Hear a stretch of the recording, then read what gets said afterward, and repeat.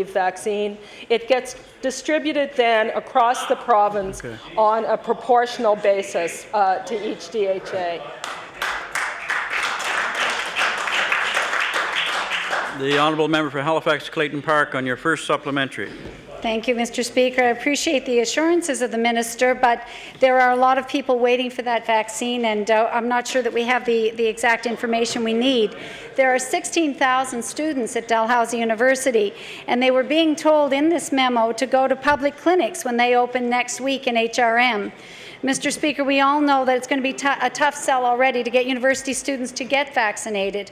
And now it's an even tougher sell if we ask them to go to Spryfield or downtown or some other location during class hours and to wait in line there. My question to the minister is, if there is a vaccine supply challenge, how does moving the entire student population of Dalhousie to another location within Capital District actually fix this problem? The Honourable Minister of Health. Thank you very much, Mr. Speaker.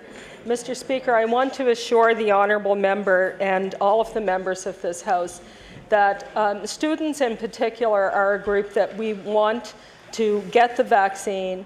We will be making sure that we monitor very closely on a weekly basis the uptake of the vaccine.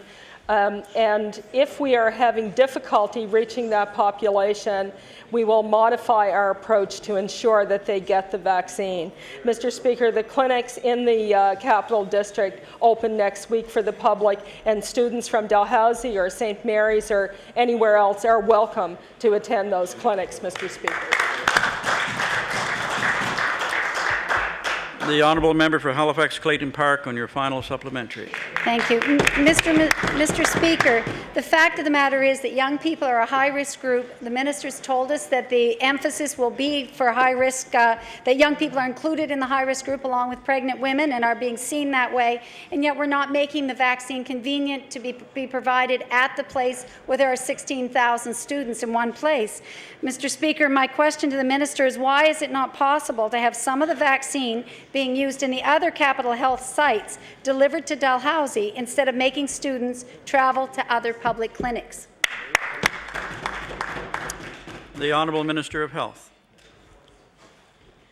Thank you very much, Mr. Speaker. Mr. Speaker, as somebody who's a faculty member for many years at Dalhousie, I'd like to assure the honourable member that Dalhousie students live all over the metro area, and they will have great access to the public community clinics throughout the metro area. Thank you.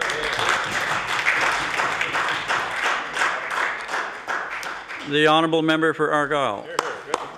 Thank you very much, Mr. Speaker. My question is for the Minister of Health Promotion and Protection. Yesterday, I tried to ask a very straightforward question. I want to work with this minister in a constructive manner. It's been brought to my attention that many general practitioners have serious concerns with what is being given to them by Health Promotion and Protection. I know that I'd like to address an issue before a problem arises. So, Mr. Speaker, my question to the minister, are you willing to look at a more efficient manner of administering these vaccines based on concerns raised by family doctors? Good question. The Honourable Minister of Health Promotion and Protection. Thank you very much, Mr. Speaker. Mr. Speaker, I want to thank Doctors Nova Scotia for their involvement in the rolling out of this vaccine. They have been very helpful in terms of providing us with people who will assist in this process and advice on how to do the process. Mr. Speaker, there has been concern expressed with respect to the paperwork. However, this is because this is a new vaccine for a new virus. The requirements are requirements that come not only from our Chief Medical Officer, but in fact through the Public Health Agency of Canada. Here, here. The honourable member for Argyll on your first supplementary. Thank you very much, Mr. Speaker. I'm certainly in full support of Docs Nova Scotia and the work that they do, and also by the efforts of the Department of Health Promotion and Protection to assure that many Nova Scotians will be vaccinated this fall. I do have some concerns where the process can be improved, and I believe it's incumbent upon the minister to listen and act appropriately. Two of the most pressing concerns that the minister should be interested in, that I'm hearing from practitioners, is the issue of the time required to administer the vaccine and the issue about the onerous paperwork that's being asked by the doctor's offices. Mr. Speaker, my question to the minister is this. Is the minister willing to review the practices regarding solutions to reduce paperwork burden upon doctors in order to address the shortcomings regarding the H1N1 plan? The Honourable Minister of Health, Promotion and Protection. Thank you very much, Mr. Speaker. Mr. Speaker, as I understand it, physicians are required to fill out paperwork that will tell us who exactly is receiving the vaccine, some characteristics of those people, whether it's a pregnant woman, whether or not it's a child under the age of 4, whether or not it's a young person, a young adult. Mr. Speaker, this helps us keep track of the uptake of particularly high-risk groups. And it allows us to modify our approach if we're not getting through to those groups, Mr. Speaker, which is an extremely important thing in this particular pandemic. Additionally, the paperwork allows us to keep track if there are any adverse reactions to vaccine, Mr. Speaker. And this is a new vaccine, and the Public Health Agency of Canada, as I understand it, require that batches and those kinds of pieces of information need to be kept track of as well, Mr. Speaker. The Honourable Member for Argyll on your final supplementary. Thank you very much, Mr. Speaker. There are always ways that things can be improved. I know that the minister is seeking the best results when it comes to the prevention of H1N1 in Nova Scotia. As we saw yesterday, there's willingness for Nova Scotians to be vaccinated, as we saw in Elmsdale. Due to the time that is required by department officials to administer a vaccine, a lot of people were turned away after waiting in line to receive their vaccine. Many family doctors who have many years of experience in the health field feel that a shot can be administered in 1 to 2 minutes, and that the 4 minutes is much too much time given the nature of the pandemic. Right now, the requirement is for 4 minutes per vaccine. Mr. Speaker, my question to the minister, is the minister willing to review the practices regarding the amount of time to administer the vaccines in order to ensure a rapid response with the mass immunization clinics? The Honourable Minister of Health, Promotion and Protection. Thank you very much, Mr. Speaker. I think, Mr. Speaker, no one could have predicted the number of people who turned up at Elmsdale yesterday for the vaccines. The fact that people traveled from fairly significant distances to get to that clinic. Mr. Speaker, this is the largest immunization campaign that we have ever seen in this province, and I'm sure that there will be a lot of reflection once this process is completed with respect to the effectiveness and the efficiency. Mr. Speaker, we do surveillance throughout all of the 5 weeks and modify the campaign given what we're seeing and the data that's being collected. Thank you, Mr. Speaker. The Honourable Member for Dartmouth East. Thank you, Mr. Speaker. My question is for the Minister of Health. Mr. Speaker, last week the Dartmouth General Hospital peaked at 240% capacity. On Monday, the hospital sat at 170% capacity, with every single floor in the hospital holding patients waiting for beds, and some patients waiting in excess of 24 hours. Yesterday, got no better. 2 surgeries were cancelled, and 1 was put on hold due to lack of beds. Last week, the minister said that the hospital was trying to avoid cancelling surgeries to solve problems. Obviously, that's no longer an option. The regularity of overcrowding and code census calls has increased dramatically in the past month. So, Mr. Speaker, will the minister admit that the overcrowding situation at the Dartmouth General has worsened since she became minister? The Honourable Minister of Health. Thank you very much, Mr. Speaker, and I want to thank the honourable member for the question. Mr. Speaker, I am very concerned about the code census at the Dartmouth General Hospital. Mr. Speaker, surgery has been increased in the hospital, and as I understand it, the surgeries have resulted in a loss of beds for people to be able to move from the emergency department onto the other floors, Mr. Speaker. I understand that 2 beds have been opened up, but obviously this is not enough to accommodate the current situation, Mr. Speaker, and I will be seeking a meeting with the CEO of the Capital District Health Authority to see what else we might be able to do at the Dartmouth General to ease this situation, Mr. Speaker. The honourable member for Dartmouth East on your first supplementary. Thank you, Mr. Speaker. Well, I'm glad to hear that after 2 weeks of asking this question almost daily in the House that there's finally going to be a meeting with the CEO and finally some things are happening. But 2 beds isn't going to make a lot of difference. Tuesday morning started with 6 patients waiting to be admitted and an ambulance that couldn't offload because there was no bed in the hospital to move them into the emergency room. The minister has repeatedly stated that the solutions will take time and has stated on the news that patients and staff will have to toughen it out. Well, Mr. Speaker, what I'm unclear about is what level of overcapacity is the minister willing to accept? Is before she recognizes just how serious it is and the fact that there will need to be additional funding to solve this problem. Is it 140%, 170%, 300%? So will the minister please tell me exactly what level of overcapacity she feels is acceptable at the hospital while they wait for the long-term solutions?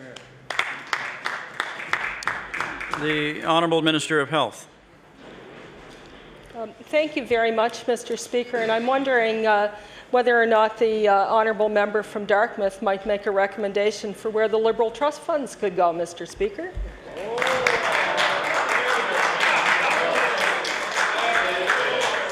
The honourable member for Dartmouth East on your final supplementary. Mr. Speaker, you know, Mr. Speaker, I felt I was being quite polite with the minister and trying to very much solve this problem, and unfortunately the minister has reverted to throwing insults and blaming others, and so if she doesn't want to, Mr. Speaker, if she doesn't want to do the job, maybe the Premier should just replace her. The fact is, Mr. Speaker, Order, please. Order. The honourable member for Dartmouth East has the floor. Mr. Speaker, this is truly a serious situation. This is a serious situation just like the situation in Digby is a serious situation. The fact of the matter is this hospital is facing significant challenges and it undoubtedly will get worse as flu spreads. It undoubtedly is going to get worse. So, Mr. Speaker, is the minister prepared to make additional funds available to the Dartmouth General Hospital when she meets with the CEO of the Capital District Health Authority? The Honourable Minister of Health. Well, Mr. Speaker, as I said in my initial answer to the honourable member, I am very concerned about what's occurring at the Dartmouth General Hospital.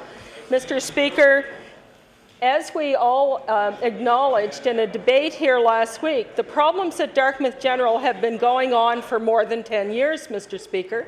However, the code census situation in the last 2 weeks causes me great concern, Mr. Speaker, and I know that the additional 2 beds has not really made a significant difference. I know that there's been an increase of surgery there, and I would like to speak with the CEO of the DHA to find out from them what recommendations they are making to end this situation. Thank you, Mr. Speaker. The honourable member for Hants West. Thank you, Mr. Speaker. Mr. Speaker, my question through you is to the Minister of Health, Promotion and Protection. Yesterday in this House, Mr. Speaker of Assembly, the Minister spoke of how the H1N1 vaccine would be made available based on population density. My question today to the Minister, quite simply, Mr. Speaker, are the people living in rural Nova Scotia in less densely populated areas less important when it comes to protecting them from serious health risks? The Honourable Minister of Health, Promotion and Protection. Thank you very much, Mr. Speaker. Mr. Speaker, if that was the interpretation that the honourable member took from my answer yesterday, I would like an opportunity to correct it.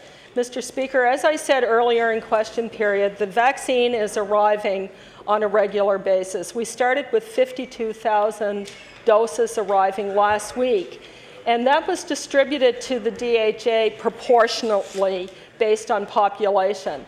But smaller DHAs with less population did get vaccine.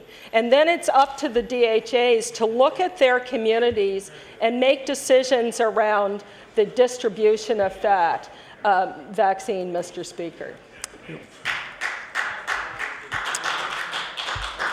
The honourable member for Hants West on your first supplementary.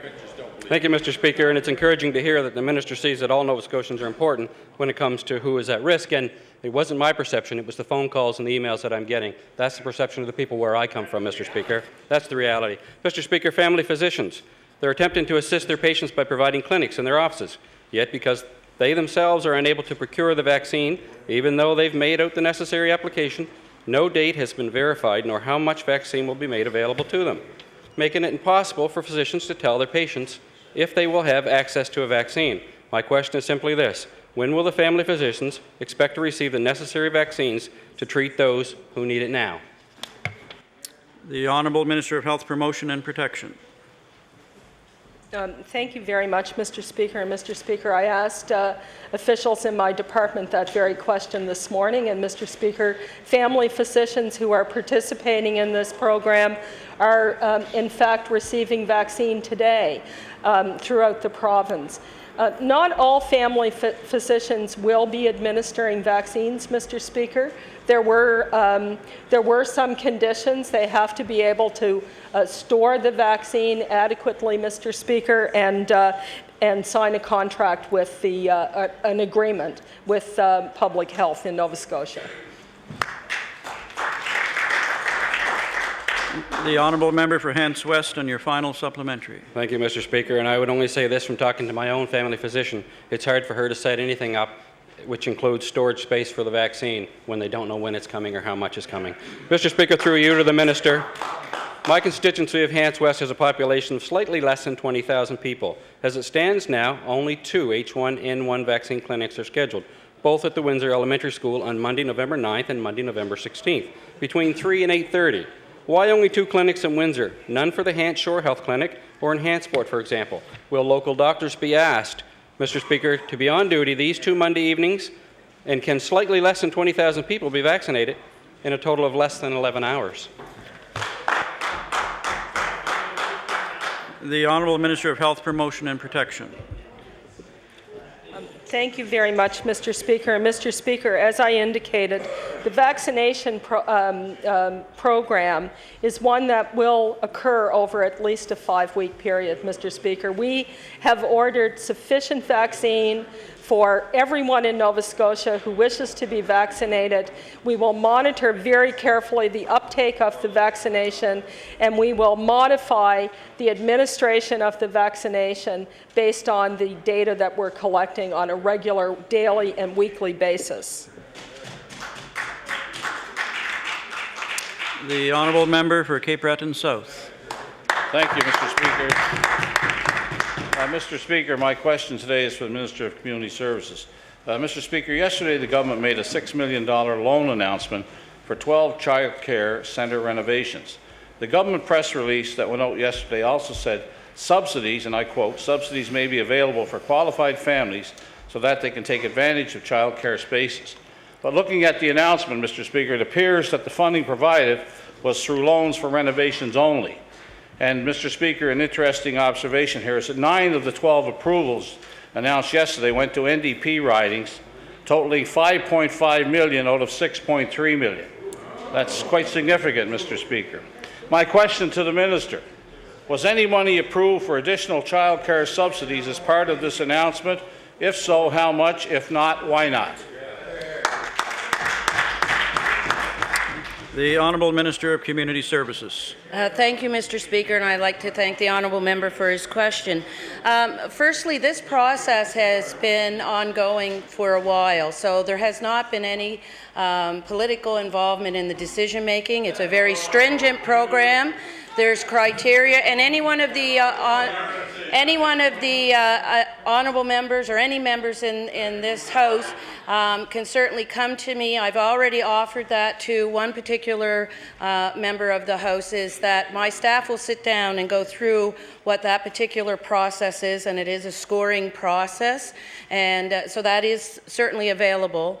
And with regards to the question on the subsidies, that's a different program altogether. This was announcing the expansion loans that were made available to daycare centres throughout the province. Thank you. The honourable member for Cape Breton South on your first supplementary. Mr. Speaker, what the minister is telling this House and all Nova Scotians, I guess that 9 out of 12 announcements in NDP ridings was just a coincidence. It was nothing to do with politics. Mr. Speaker, anybody believes that, you know.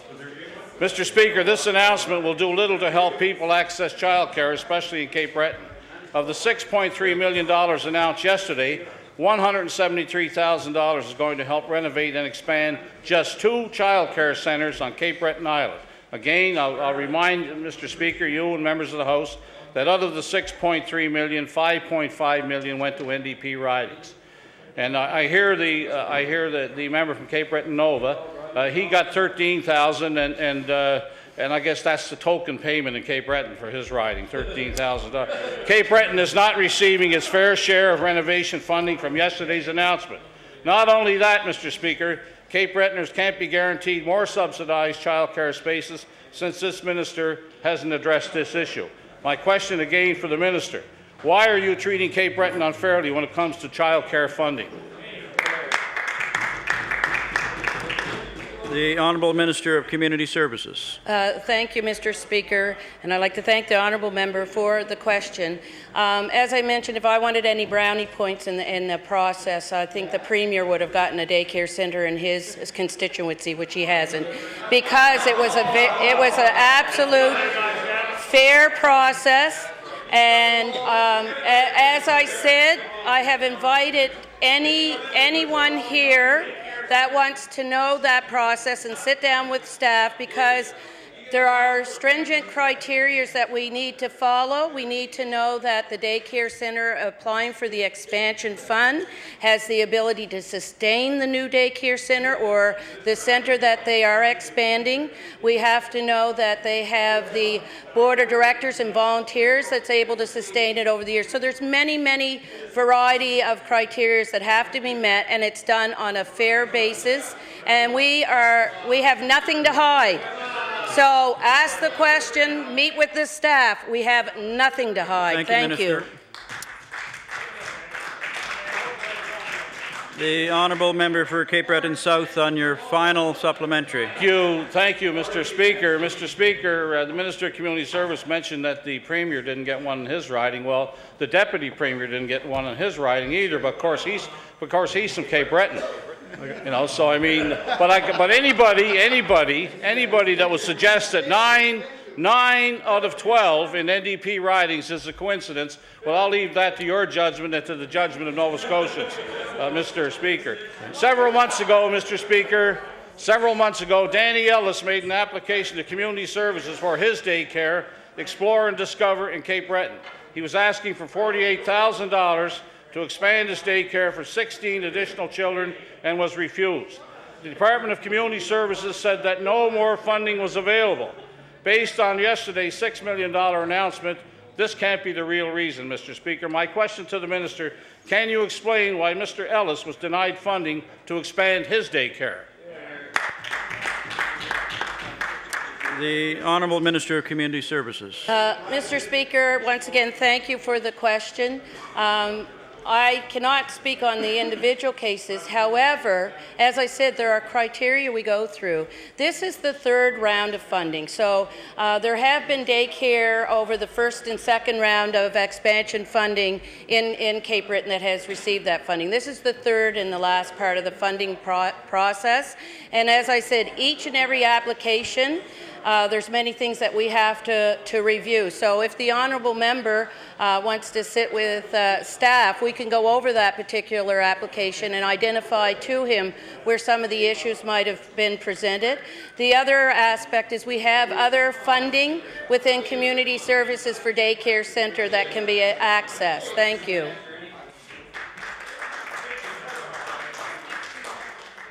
The honourable member for Cumberland South. Thank you.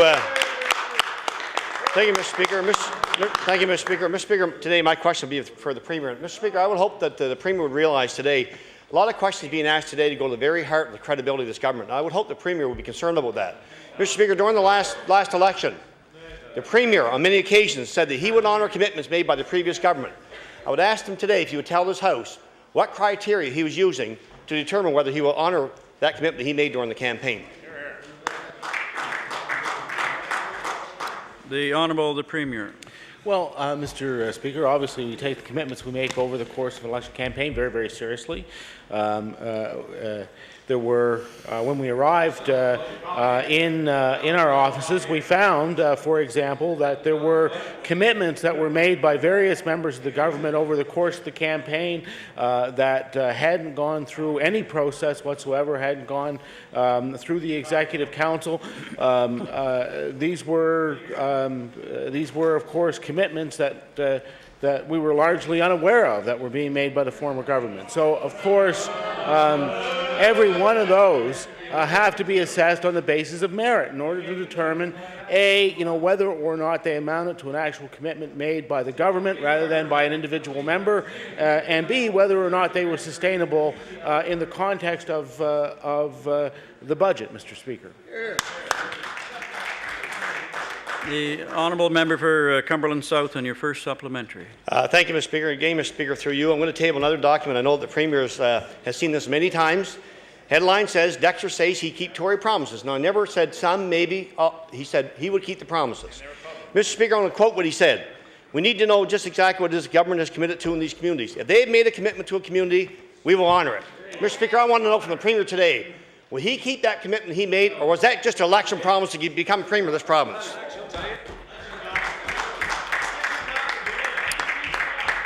The Honourable the Premier. Thank you, Mr. Speaker. Where there were commitments made on behalf of the government of the province, we're doing our best to honour all of those commitments. There were occasions where the commitments that were made without the allocations of the budgets by the former government. You have to really ask the question, if you make a commitment and you don't allow for it in the budget, how serious the commitment actually was. But because we take it seriously, in each one of those cases we have gone back to the budgeting process to see if they are sustainable. And above and beyond that, Mr. Speaker, I think there is an obligation to make sure that what we do in relation to each one of these is actually the right thing for the province and the right thing for the community. And of course we are assessing those as well. The honourable member for Cape Breton South on your final supplementary. Cumberland South. I'm sorry, Cumberland South. Sorry. Thank you, Mr. Speaker. Mr. Speaker, I know the people in my own area have heard what the Premier said during the campaign, and they're expecting him to keep his word. Mr. Speaker, the Premier stated the position of his government was to be open, transparent, and accountable. What we've witnessed since June is secrecy and uncertainty when it comes to these commitments. Mr. Speaker, my question again through you is to the Premier. Will the Premier table the commitments that the previous government made and the ones that he is going to follow through on, so that Nova Scotians will understand where this NDP government stands, but more importantly, that they can count on the Premier of this province keeping his word? The Honourable the Premier. I think it would really be more appropriate if they would actually table the commitments they made, because, quite frankly, Mr. Speaker, there are still some that we're not even aware of. Mr. Speaker, all of the commitments. Order, please. Order. The Premier has the floor. All of the commitments that were made over the course of the campaign, we are working on, Mr. Speaker. I can tell the member for Cumberland South should understand, because he was a minister, that everything that we do with respect to the various aspects of program delivery or capital delivery has to be accounted for within the budget. So over the next number of budgets where we are able to accommodate those particular projects that make sense, of course we're going to do that, Mr. Speaker. And we're going to do our best to make sure that they are the best decisions for the individual communities. Thank you. The honourable member for Halifax Clayton Park. Thank you, Mr. Speaker. My question is for the Minister of Health. This morning there was a breakfast by the Canadian Cancer Society. I believe the Minister was at that breakfast, and they pointed out there that once again that the program for boarding transportation and the boarding transportation and ostomy program has not been increased for the last 15 years. The last increase was under a Liberal government then. So my question to the Minister is, will an increase in the income threshold be actively considered in next year's budget deliberations, yes or no? The Honourable Minister of Health. Thank you, yes. The Honourable Member for Halifax Clayton Park on your first supplementary. Well, I think that's very good, Mr. Speaker. I condensed my question. We had a good condensed answer because I know the time is of the essence. I know that in the past the NDP have answered to the Cancer Society that in fact they did support that and that they had called on the Conservative government to do the same. So I'm glad to hear that the Minister has committed today. Order, please. The time for oral question period has expired. So I'll recognize the Government House Leader for the Progressive Conservatives. Thank you, Mr. Speaker. We call opposition members' business. We call resolution number 568, please. Resolution number 568. The Honourable Member for Argyll. Thank you very much, Mr. Speaker. It's my pleasure to stand today and speak a few moments in regards to primary health care services, and more particular to primary health care services in the Digby area, and more specifically in Long and Briar Island. Now, Mr. Speaker, a number of questions were fielded by the Minister of Health during question period. Mr. Speaker, there is an opportunity today to sit with residents of Long and Briar Island that are in the gallery today to discuss an issue which is very pressing for them, which is the fact that they no longer have a consistent primary care service on Long and Briar Islands. Mr. Speaker, it was in 2002, I believe, when the first nurse practitioner came to the islands and put in place by our government at the time, because we were having tremendous difficulty in getting doctors to locate in that area. And a novel idea came up, which was to find nurse practitioner to put them in taking care of the health of the residents of Long and Briar Islands. Mr. Speaker, subsequently, it was continually difficult, though, to keep nurse practitioners in practice in that area.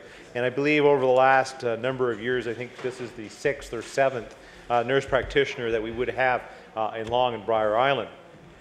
What we're finding, though, is that this individual that they've had over the last year, a nurse, Karen Schneider,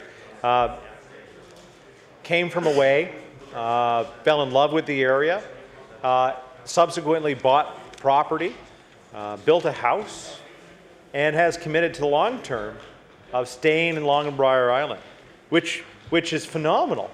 This is unheard of. This is, you wouldn't expect something so great would have happened to the residents. Mr. Speaker, from what I've been chatting with the residents, also with the member for Digby Annapolis, is that the nurse practitioner was well loved, was well liked.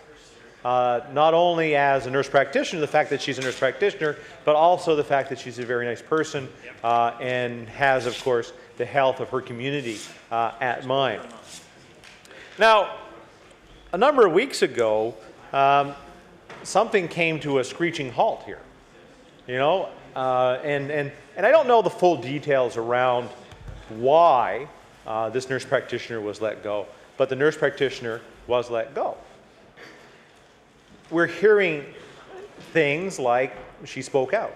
She was supporting the health care of her area, and her masters, District Health Authority, didn't like what she was saying. Now, that's hearsay, and I'm not positive, and I'm sure the members in the gallery today can attest to what they're hearing with the District Health Authority and with the nurse practitioner. But the fact that we have today is that there is a bridge service right now in Long and Briar Island. The minister spoke to a nurse practitioner coming in, I think 2 days one week, 3 days the next week, and to try to serve that area. Mr. Speaker, the residents of Long and Briar, of course, have become accustomed to a 24-hour service, not 24 hours service, but a 7-day a week, 6-day a week, 5-day a week service from the nurse practitioner.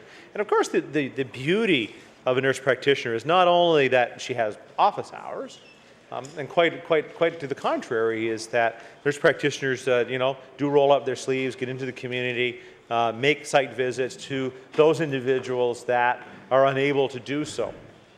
And what happens is that a nurse practitioner becomes more attuned to the healthcare needs of an individual.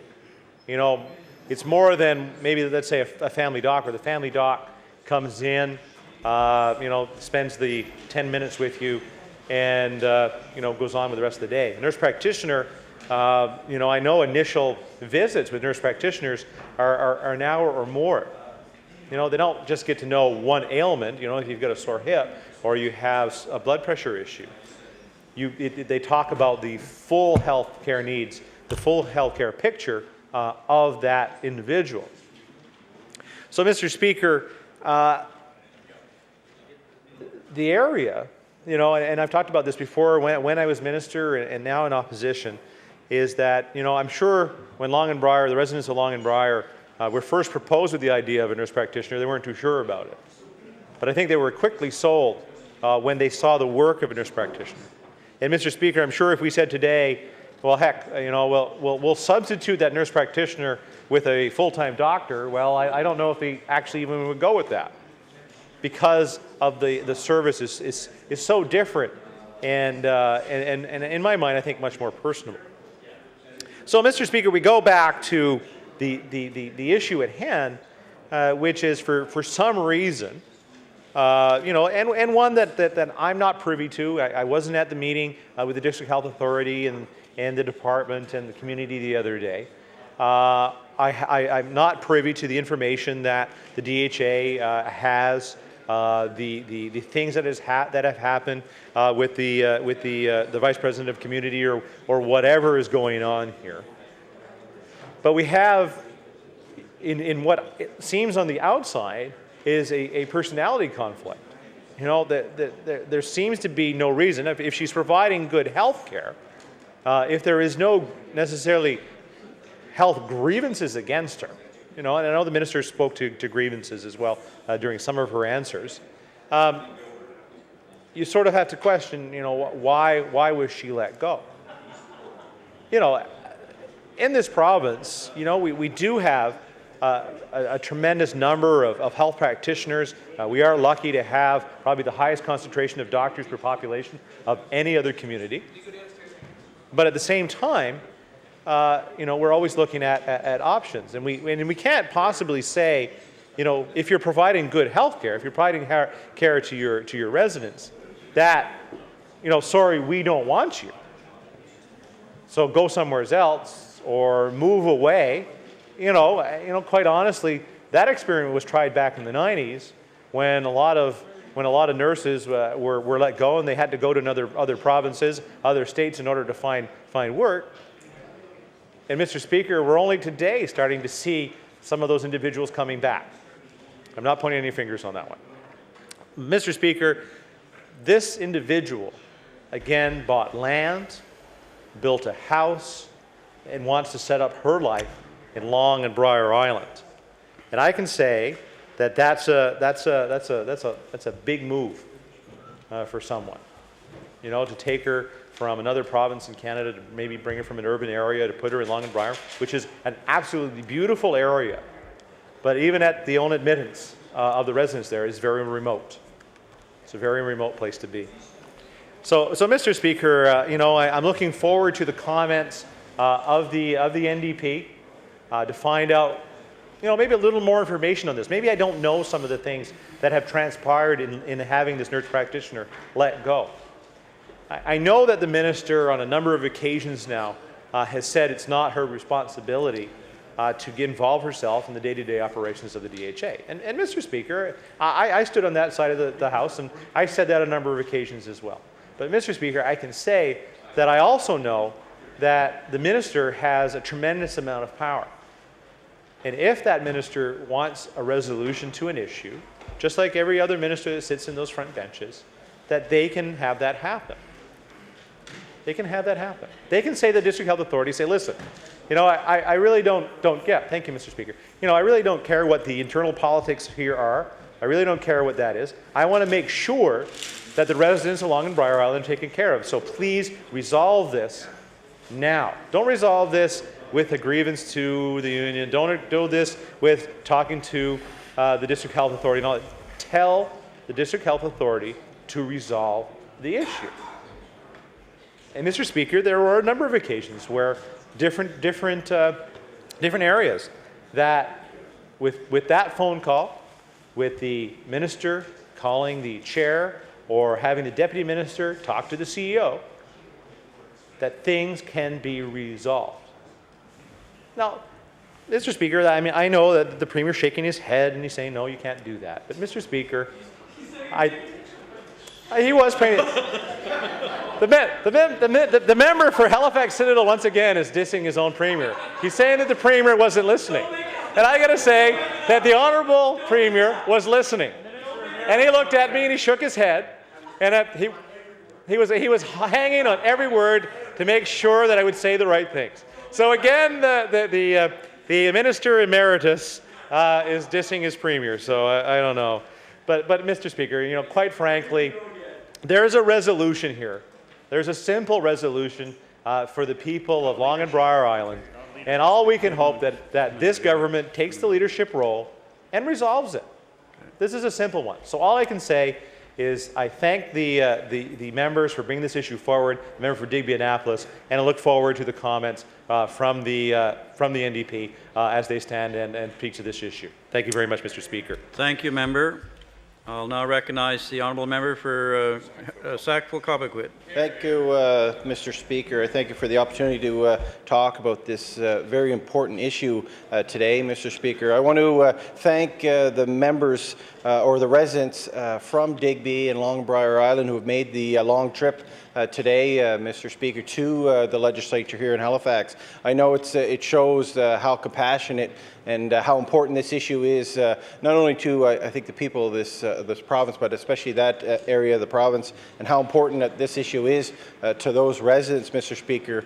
It's important that we recognize the work that they do to ensure that they continue to have the appropriate level of health care delivery in their communities, Mr. Speaker. I share their concerns over the availability of health services in the area of Long and Briar Island and the Digby Neck area. I know that this has been an important issue for many years, that the issue of ensuring that services are available in that area of the province. I've attended many times meetings and actually walks and public forums that have been held in that community, Mr. Speaker, over the years in my role previous to the past election as health critic. And I know how passionate the members of that community are about the importance of healthcare delivery and the lack of some of the services that they see in this remote and rural part of our province, Mr. Speaker. It's important for rural and remote communities to have the proper health care. Like Long and Briar Island, most rural and remote communities in Nova Scotia have a larger proportion of retired and elderly people living in them. over the past few decades, younger people who grew up in these communities, Mr. Speaker, have often moved to larger centres to look for work and with the intention of retiring back home, as they say, Mr. Speaker. And many of them are doing this just now. And I know many former residents of Long and Briar Island, Digby area, have returned, Mr. Speaker, in their retirement. Mr. Speaker, and need the support of healthcare services there. They're attracted by the beauty, the ocean, and the peacefulness of quiet communities, Mr. Speaker, and I know that's what draws many Nova Scotians back to our province, but especially many Nova Scotians who have moved from rural communities into the larger urban areas like Halifax, Mr. Speaker, that they're drawn back to those parts of our beautiful province. Adding nurse practitioners to our team of healthcare professionals allow us to better meet the needs of the people in unique areas of the province, such as Long and Briar Island, Mr. Speaker, Caledonia, and Pictou, who have seen nurse practitioners practice their scope of practice in those communities, Mr. Speaker. A community-based collaborative team approach is the key to renewing the renewal of primary health care in Nova Scotia.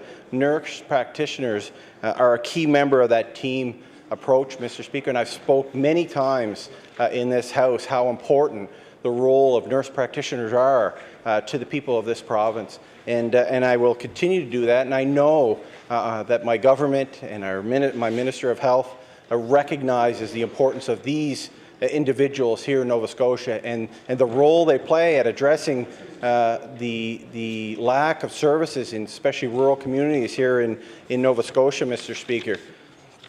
Nurse practitioners' positions in a team of collaborative healthcare services, Mr. Speaker, is an important delivery model.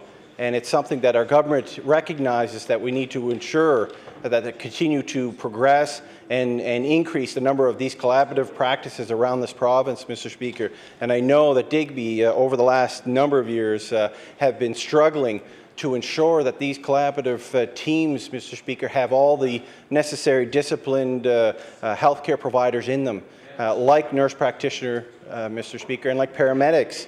Nurse practitioners are a permanent part of our healthcare teams and our healthcare system here in Nova Scotia, and they help Nova Scotians receive easier and faster access to healthcare when the system that we had seen in the past has broken down, Mr. Speaker. We know, and the former Minister of Health, the member from Argyle, just mentioned earlier, about the fact that when they first tried or were first speaking about the collaborative approach and a collaborative practice that Long and Briar Island were going to have, that some residents were upset on the fact that they couldn't get a general practitioner or a physician for that area. But I know, Mr. Speaker, in reading the reports from the collaborative approach or collaborative practice that we see with the paramedics and the nurse practitioner in Long and Briar Island, that there's a high satisfaction rate with the residents who have been served by these individuals who have delivered this service to the communities there on Long and Briar Island, Mr. Speaker. And I know you could ask any of them that are here today how important it is to ensure that that collaborative team continues to serve those communities, Mr. Speaker. And I know that the report that they did initially in the trial that we have in Long and Briar Island, that the actual number of visits to the Digby Emergency Centre or the surrounding emergency centres, Mr. Speaker, had dropped. So here we have a collaborative approach to delivering health care, to meeting the needs of rural communities with a high satisfaction rate from the community members and the residents, Mr. Speaker, but also a reduction in the need to go on further to receive care in the larger emergency rooms, Mr. Speaker. And I believe between 2002 and 2003, the first year of this trial, the reduction in visits to the local emergency room dropped by 23%. Which is a great indication of how well this collaborative practice approach was received by the members and the community in Long and Briar Island, Mr. Speaker. And I've advocated that the government, at the time as health critic, Mr. Speaker, needed to take this model and duplicate it throughout the province. because I think it can address a lot of the concerns we see in rural communities, Mr. Speaker. But unfortunately, we're in the position today that we see that one of the nurse practitioners in the collaborative approach team practice in Long and Bryan Island, Mr. Speaker, was let go. And the Department of Health, Mr. Speaker, doesn't get involved in personal matters because it's not appropriate, Mr. Speaker. The opposition has mentioned that the Minister of Health should personally intervene in this matter, and I think it's important that we recognize that this government and my government, Mr. Speaker, appreciates and supports the collective bargaining agreement that is in place here in this province. We've stood up many times in this House to defend it and to ensure that it's healthy here in Nova Scotia. And in this case, Mr. Speaker, the matter between the employer and the employee is a case governed by a collective agreement between the NSNU and the District Health Authority. And that's where it should be, Mr. Speaker. It's important that we recognize that that agreement is there. And in that agreement, Mr. Speaker, under Section 12.14C of the agreement, it spells out the responsibilities of both parties with respect to the probationary or trial period arrangement which the nurse practitioner in this case and the District Health Authority had between each other, Mr. Speaker, including the conditions under which they can be terminated, as well as the scope of the arbitration judgment of a grievance brought under Section 14 of the agreement. I'm not sure, Mr. Speaker, but I would assume that, and I hope that the nurse practitioner will take the steps available to her under the terms of agreement that she had signed with the District Health Authority, and hopefully take those steps, Mr. Speaker, because that's how the system's supposed to work. We support the collective bargaining process, and we support the right of both parties under this agreement that they had signed in good faith, Mr. Speaker. Interfering at this time in a personal matter at the District Health level, Mr. Speaker, it is inappropriate as a matter of discipline, and it sets a terrible precedent, Mr. Speaker. We have tens of thousands of healthcare workers here in the province, and if the minister was to get involved in every single one of those collective agreements and the terms that they have with their other district health authorities or the organization that they work with, Mr. Speaker, I don't believe it would serve the province to the best capacity that a minister of health should get involved, Mr. Speaker. The government is responsible for policy and funding, and certainly this government supports the nurse practitioner models. As I said earlier, Mr. Speaker, they're an important key component to the delivery of health care here in Nova Scotia. And we will continue as a government to support these individuals. And I know that the minister is meeting with the residents who have come to the legislature, Mr. Speaker, today. And I know that hopefully with her intervention, with talking with these individuals, that both parties can come to an agreeable solution to this, Mr. Speaker. The Minister of Health is working hard to ensure that the disruption of service that we see currently happening in Long and Bryan Island and the collaborative practice that is going on there is minimal. And the Minister wants to see a resolve to this issue, Mr. Speaker. And I know that the Minister of Health and this government is committed to ensuring that Nova Scotians receive the health care they need in a timely manner, Mr. Speaker, in the communities that they live in. Thank you, Mr. Speaker. Thank you. The honourable member for Halifax Clayton Park. Thank you very much, Mr. Speaker. And I have only 11 minutes to address this very important issue, so I've got a lot to say. Let me put it that way. I'm happy to hear the comments from the member from Sackville-Cobequid who is speaking, I gather, on behalf of the minister. But our resolution before us is calling on the minister to do something about this issue in Digby Neck and the Islands. The actual operative cause says, therefore be it resolved, the Minister of Health intervene on behalf of residents of Digby Neck and ensure the residents have access to health care in their community by making the recruitment of a nurse practitioner a priority. And that one actually came from the Conservatives. We think we want to see a reinstatement of the current nurse practitioner in that area. Mr. Speaker, has been already said, the nurse practitioner who was terminated at the end of her probation period, Karen Snyder is loved by that community. She served almost a full year there. She's made Digby her home, and she has a commitment to that area. And she is a fully qualified nurse practitioner who's had a long and distinguished career in northern BC, has worked in other areas as a nurse practitioner, and we were so fortunate to have her recruited to our province. Mr. Speaker, we've had 6 different nurse practitioners in that position since 2002. It is not easy to find somebody who is free to go and live in such a remote area, who will make it their home and commit themselves to be there. And they have just hit the jackpot as far as they're concerned in having a nurse practitioner like Karen, who they love and have adopted really into their island.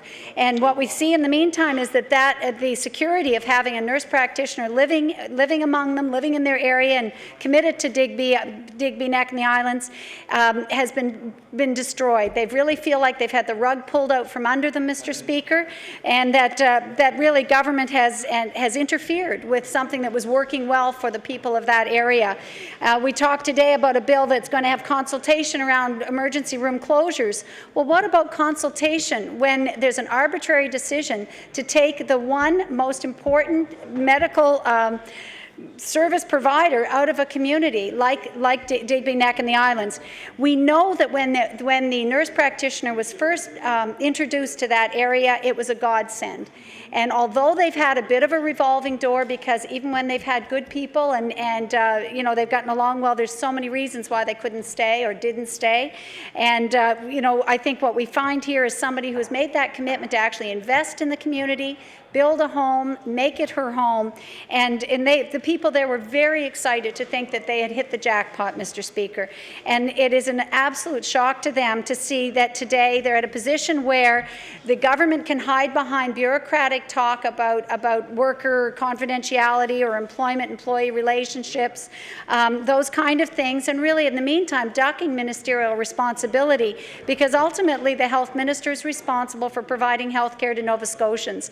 And Digby Neck and the islands cannot be considered just any area, Mr. Speaker. I know the previous member from the NDP government spoke about, well, we can't interfere everywhere and it wouldn't be the right precedent to set.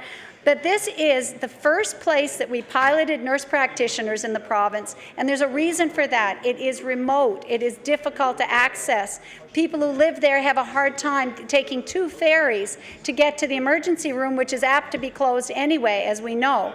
Mr. Speaker, the Digby area has been plagued by emergency room closures, and the people who live on Digby Neck and the islands don't have easy access to any other health care.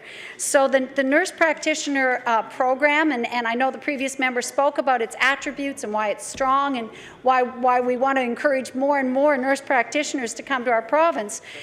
You know, well, that's the case, Mr. Speaker. This is the test area. This is the area we felt was most pressing when nurse practitioners were first introduced to the province. So don't tell me that it is equating to any other situation in the province or any other employment situation, because we have a remote community that feels that they have really had the government turn its back on them. And I think that's very important as we go forward, that we're here today to reflect the issues and also the emotions of people when we have let them down. And I think that the government needs to know that there is ultimately somebody accountable. And today, Mr. Speaker, I had a chance to stop, and perhaps other members did as well, and speak to some of the people who traveled from Digby Neck and the islands today to bring their issue here to the floor of the legislature and to speak to us individually. And Mr. Speaker, the word accountability was what was mentioned to me in my brief chat to the people outside. They want the government to be accountable and to listen to them. I know that one of my experiences as an MLA has been that very often the best solutions come from the people who live in an area or the people who are actually closest to the problem. And in this instance, Mr. Speaker, the people of Digby Neck and the islands have presented a solution to the minister and to the DHA, and they've asked to take control back of the funds that are dedicated to that nurse practitioner. They will manage it. They will be the employers. There is a health advisory group in the area made up of citizens. They're willing to take that responsibility on and have a direct relationship with the nurse practitioner in order to circumvent the bureaucracy that they're stuck in. And that's really what's happened, is that for whatever reason, During the probationary period, the nurse practitioner was not extended. Her contract was stopped. And I believe it was bureaucratic bungling. I think that something went wrong or somebody's nose was out of joint. Mr. Speaker, we say we don't know exactly what happened or who said what or whether she stepped on somebody's toes in the hierarchy, but we do know that there's a newsletter in the area and that she was quoted or wrote in the newsletter that she needed more support. She needed administrative support so she could see more patients. That was actually written in that newsletter, and we know that the member from Digby-Annapolis asked a question on that issue here in the House prior to us learning that she had lost her job. It makes it very easy to connect the dots, and maybe erroneously, but how can we do otherwise if we're not given other information? Mr. Speaker, we know that the medical community, and these are collaborative practices, so any nurse practitioner works with a physician and works under supervision that way. We know that there is absolutely no question that nobody has any reservation about saying that she was a very competent and qualified nurse practitioner, and we have heard that physicians have said they would work with her again anytime. So we know it's not about anything to do with scope of practice or inappropriate practice. I have no question about that, Mr. Speaker. So what we want to know is what went wrong and why can't the minister turn this back over to the community, listen to the community's response and their outcry, quite frankly. There's a reason why about 70 people traveled 2.5, 3 hours. In fact, if you take the ones coming from the island, it's probably 3.5 hours, taking 2 ferries and traveling all that way to Halifax. And as I said, I'd be hard-pressed to find an issue that would bring 70 people from Clayton Park to the doorstep of this House. It's a big issue to mobilize people and get them to travel here to see us. And they came in large numbers from a remotely populated area to tell us how important this service is, how important this individual is. The ministers offered to, yes, that there would be another person hired, and they're out searching for another person. And I actually went online and saw that I think it was October 21st, there was a job posting made for Digby. But let's remember, it takes months to recruit somebody. Finding somebody like Karen in the first place was a coup. It was lauded as a wonderful success. There are not a lot of nurse practitioners out there, and how do you think they're going to feel when they read about what's happened to this nurse practitioner? How quickly do you think somebody would jump into that situation, not knowing what went wrong with the person who'd already committed to be there? So, you know, it now has a cloud over it. That position is going to be even more difficult to fill. And really, the people in the area have their own solution. So I have a hard time not speaking out, even in question period, Mr. Speaker, when the minister says that we have a job a job application available and the job's open and being advertised, because I know it will take months, if not longer, to fill that position. And in the meantime, the people of Digby Neck and the islands are going to get part-time service, which, as we heard today, there are individuals with serious illnesses that aren't going to get the care they've been used to, because they're no longer going to have a full-time nurse practitioner in their community until that new recruitment might be successful. And again, I'm not optimistic. That's what I'm saying. They can't understand why they have a person with impeccable credentials living among them who's had to go home and sit at home and not able to help them anymore because of some bureaucratic decision that was made farther up the line. Mr. Speaker, the member from Digby Neck, or from Digby-Annapolis, has been very vocal here in the House, speaking out for the constituents. And I think it's important that we mention that over the years he's been a huge supporter of nurse practitioners as well. And I think for the government to sit back and see what has always been their signature example of where nurse practitioners have worked well, and it has been the first place that we tried it, a pilot project that was lauded and studied by other countries even, as to say that it was so good. You know, how can the government sit back and watch that collapse in chaos with an extremely unhappy community, the waste of somebody that we've recruited from afar to come here to Nova Scotia? Mr. Speaker, I received an email, maybe other members did, from somebody who actually encouraged encouraged that nurse practitioner to come here. She said she was embarrassed that she had told that woman what a great opportunity it was and how wonderful Nova Scotia was to come to. And, you know, somehow or another, that hasn't worked out. And she wrote in anger to say, you know, I'm embarrassed that I encouraged this woman to put everything on the line and uproot herself and come here to Nova Scotia, because look what has happened. And we don't have an adequate explanation of why, and neither does the community, Mr. Speaker. And it really does lie at the foot of the health minister and at the foot of this government. Mr. Speaker, you know, we'd like to see the minister listen to the community, look for that homegrown solution, find a way out of this, because ultimately the responsibility does rest with government and there has to be somebody accountable. Thank you. Thank you. The honourable member for Hants West. Thank you, Mr. Speaker, and I'm happy to have a few minutes this evening to speak to this resolution. And there's so much that could be covered. I know 11 minutes will go by fairly quickly, but I'll take a few minutes anyway and speak to it. We know a little bit about this. I have a nurse practitioner that works in my area in Hantsport, and the vital role that Don Lowe has played there has just been incredible. The people in Hantsport, I know at the time, we were trying to get this position put in place with Dr. Owen a while, and it took quite a while to get it in place, but we finally did fortunately get things working. And the people that supported this locally, that knew Don and knew of the position and knew the qualifications, the scope of practice, and knew what could be accomplished by having that extra pair of hands, very qualified pair of hands, by way of a nurse practitioner in an office could make. And it makes a tremendous difference, Mr. Speaker. We have to consider this position in Long and Briar and Digby Neck, a beautiful part of this country, a beautiful part of this province, but a very difficult one where a lot of people just do not want to go and work in a remote area, and I can appreciate that very much as well. We have students, new doctors who are coming out who want to work in the urban areas, who want to have all of the toys, for lack of a better word, the most modern technology and equipment to work with, and that's a wonderful thing as well. But when we have someone like this fine lady who was down here practicing on the islands, serving the people well in Digby Neck, getting to know them, getting to know their families, getting to know their medical needs, Mr. Speaker, and then all of a sudden it's over. And what do we have to offer?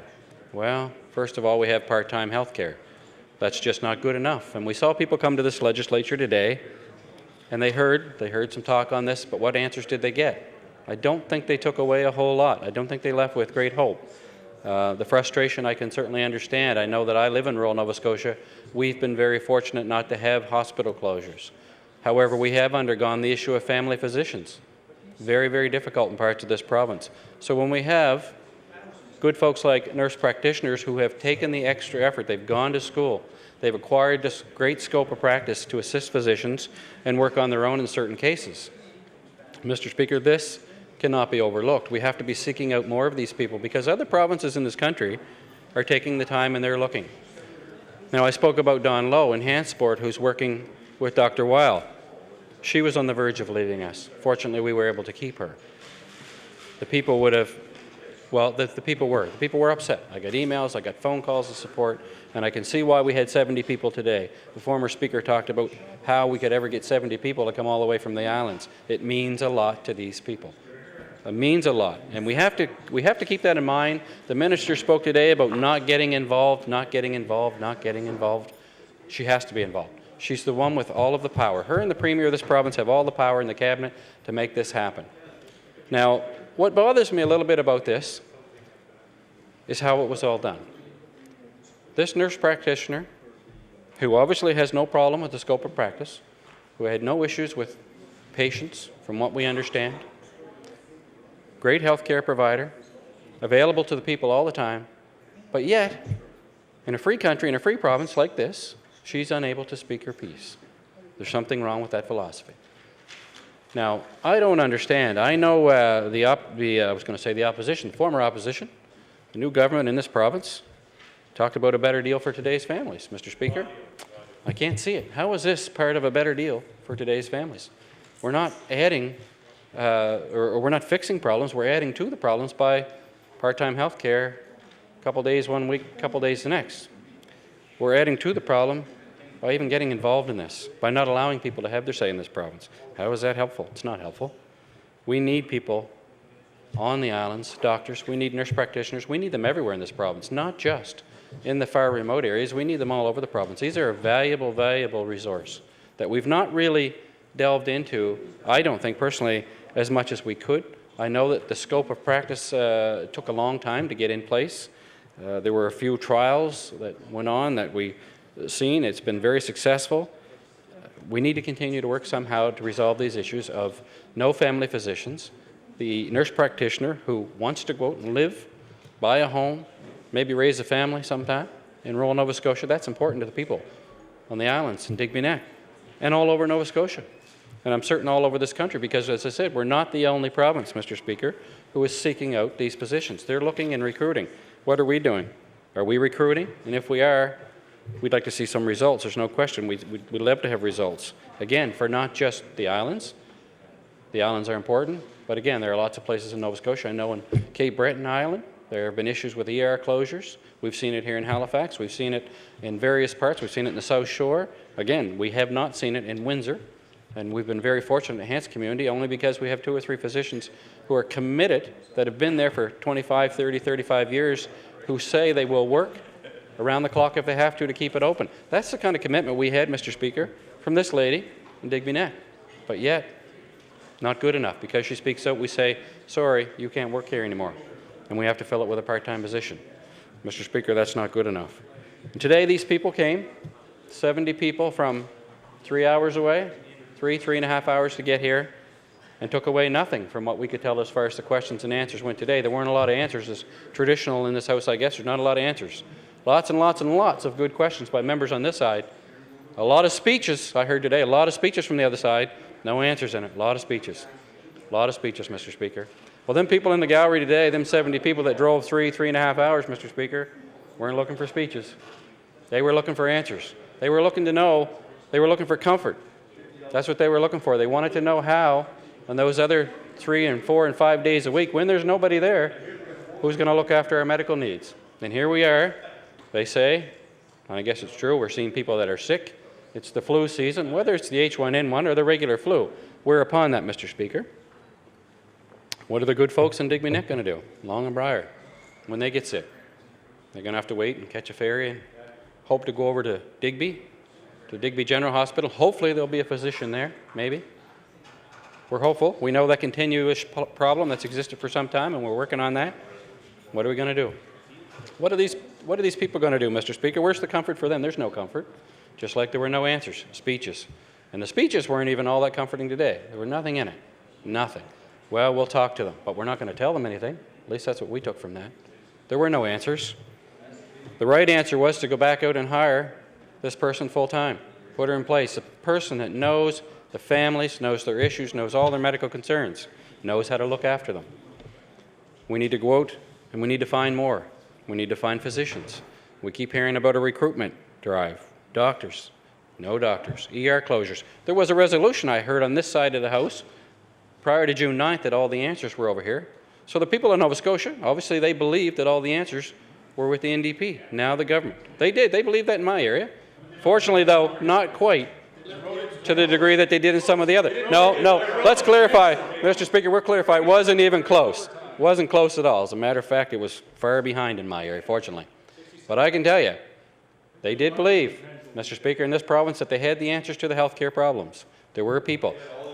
They had the answers for the nurse practitioners. They had the answers for the doctor recruitment. They had the answers for everything, for all the health care, for the ER closures. And what did we do?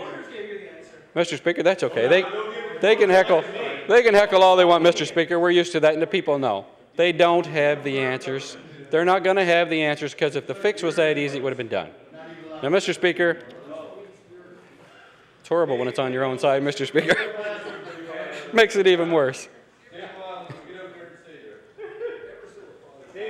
The members on the other side. Order, please. Speaker. The honourable member for Hants West has the floor. Thank you. Thank you, Mr. Speaker. And we're trying to get back on track here. The good people, Mr. Speaker, and just to wrap this up, the good people of Digby, Long and Briar Island, and all of Nova Scotia deserve good health care, Mr. Speaker. They deserve, thank you, good nurse practitioners. We had one, not part-time health care, Mr. Speaker, full-time health care. The opportunity is there, Mr. Speaker, for full-time health care, but we don't allow We don't allow, or not we, sorry, I'm going to correct that. The government of Nova Scotia today does not allow the people of Nova Scotia, obviously, and the people that they employ to have a say. Now, I don't know why that would be. Speak out and you're fired. That's the perception, because there did not appear to be anything wrong with her healthcare practice. None whatsoever. Speak out and you're fired. I'm certain that all the public servants today that may not be in a union and protected by a collective agreement are probably somewhat worrisome. They're probably worrying about, what are we going to say now? What will I be fired for? Maybe I better just be quiet and do my job and go home. Don't have an opinion. That's not fair. That's not what the NDP want me to have. They want me just to do what they say and nothing more. Don't offer any input. It might be good, but don't offer any, because it's not important. Obviously, it's not important to the government, Mr. Speaker, because they very quickly made a decision. Goodbye, nurse practitioner. You spoke out. You shouldn't have done that. Did you give a second thought, though, to the people on the islands? It's not funny. Did you give a second thought to the people on the islands? I don't think so. It was done rather quickly. And if there was a second thought, maybe there should have been a third, Mr. Speaker. The people in Digby Neck, Long and Briar that came down here today, those 70 and everybody out there, deserve quality, first-class health care, like the nurse practitioner they had in place, Mr. Speaker, and we would urge them to reconsider that and put her back in place and let her do the job that she can do for the good people of Digby and the islands. Thank you, Mr. Speaker, for the opportunity to speak this afternoon. Thank you. We will now call resolution number 695.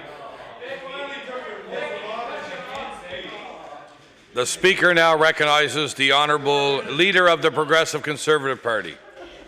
Thank you, Mr. Speaker, and I'm pleased to rise in my place tonight and speak to resolution number 695.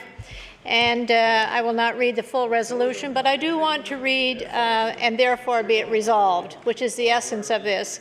Be it resolved that the members of the House denounce the actions of the NDP government in creating a massive deficit for blatant political purposes, and urge others to join the efforts of the Progressive Conservative Party in not supporting the illegal 2009-10 budget. And I think the operative words, Mr. Speaker, in that particular resolution are artificial deficit and blatant political purposes. You know, during the campaign, Mr. Speaker, we heard a government, a party that was campaigning on fairness, better deals for families, living within their means, and also being prepared to honour all commitments that were made by the previous government and also commitments that they had made during the campaign. We've heard in this House as recently as today that we're not sure, they're not sure, and so Nova Scotians are not sure if all of those commitments will be kept, when they will be kept, and the degree to which they will be kept. And one of the things that is most disturbing, Mr. Speaker, for those of us who were part of a government that showed good fiscal planning and who, under the leadership of former Premier John Hamm, were able to introduce for 7 consecutive years a balanced budget. That was a legacy, Mr. Speaker, that we as Progressive Conservatives can be very proud. It was a legacy that began with former Premier John Hamm, and it's very troubling for Nova Scotians to believe that all of that work that had been done during those years, during those 7 years of balanced budget, would be lost. And so there was a real feeling of anxiety knowing that when this government presented their budget, which they tried to portray as ours, and there's nothing like it at all, they presented that, and the first thing Nova Scotians were looking at is, where did the deficit come from? And, you know, again, one of the operative words here is blatant political promises, and this is exactly what has happened. In order to create something that would allow this government to spend freely without any caution, without any fiscal restraint, and all they had to do was simply, Mr. Speaker, mount up more and more and more so they could create this huge deficit, which is not one that they inherited, it's one that they created. And Nova Scotians are now saying, what has happened to this government that was supposed to be able to, quote, live within their means. Now, one of the things, obviously, that the government did right away was to commission an audit. And, you know, the staff in the Department of Finance have and always have had the numbers that would talk about revenue and expenses. But this government felt that they needed to hide behind something, so they went out and they commissioned an audit. They spent $100,000 to find out exactly what was already known within the department. And when that audit was presented, Mr. Speaker, there certainly were a lot of suggestions that now with this new set of numbers, they were still going to be able to present a balanced budget next year. Well, I think we heard today comments that, well, that would be something they would try for. And Nova Scotians are sick and tired of hearing a promise that's not been kept. And in the last 4 months, there's a whole list of commitments and promises that have not been met. You know, one of the biggest fears that Nova Scotians have, they know that the legislation has been changed. They know that legislation will allow for deficit budgeting. They know that the first charge against the next year will not be the deficit, so there's no control. There's absolutely nothing to help Nova Scotians understand or appreciate the fact that this huge deficit will not continue to grow. Now, we talked about it being artificial, and, you know, one of the greatest ways to create that artificial deficit was to do what they considered was, I guess, a favor to universities, was to prepay the university assistants. And, you know, prepaying university is what you do, one of the things you can do when you have a surplus.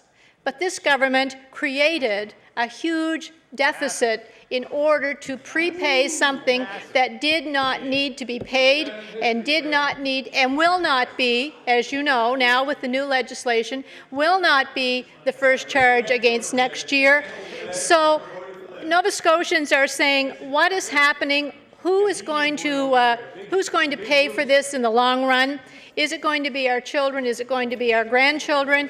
And there is a real fear that that deficit will be seen as a dumping ground and they can do whatever they want and charge whatever they want and put it into this deficit and allow that to grow. And Nova Scotians are smarter than that, and they will not be misled. They know that that deficit, if it continues to grow, will be on the backs of their children. It will be increased taxes. It will be cutting of programs. It will be whatever is necessary in order to allow this government to do their careless, reckless spending.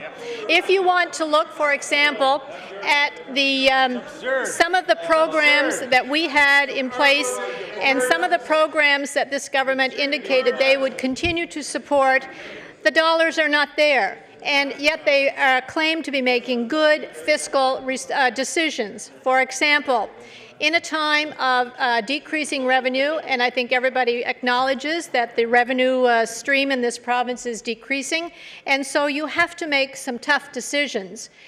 Is that the time to take an additional $66 million for land purchase?